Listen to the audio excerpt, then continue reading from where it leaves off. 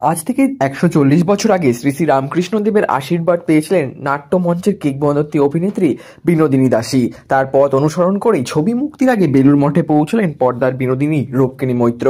বেলুড় মঠ থেকে নানা মুহূর্ত নিজের সোশ্যাল মিডিয়ায় পোস্ট করেছেন রূপকিনী মৈত্র।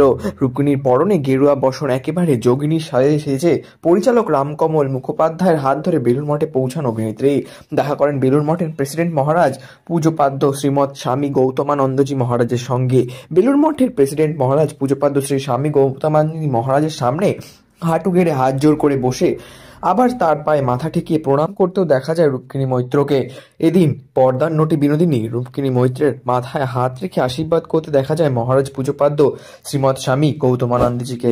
নিজেই সেই সুন্দর মুহূর্তের ছবি সোশ্যাল মিডিয়ায় পোস্ট করেছেন অভিনেত্রী।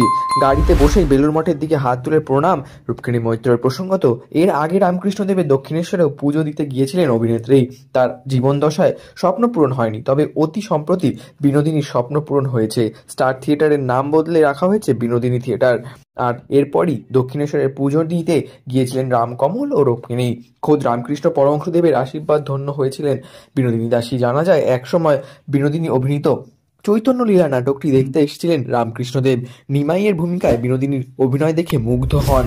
তাকে আশীর্বাদ করে বলেছিলেন, মা তোর চৈতন্য হোক। রামকমলের ছবিতে রামকৃষ্ণের চরিত্রে দেখা মিলবে চন্দন রায় সান্যালের। এদিকে রবিবারই প্রকাশ্যে এসেছে বিনোদিনীর এক নটির উপাখ্যান ছবির হরি মন মজায় গানটি। সেখানে চৈতন্যদেবের ভূমিকায় দেখা মিলেছে রূপকিনীর, যে গানটি কিনা ছবিতে বিনোদিনী অভিনীত সেই চৈতন্যলীলা নাটকেরই অংশ।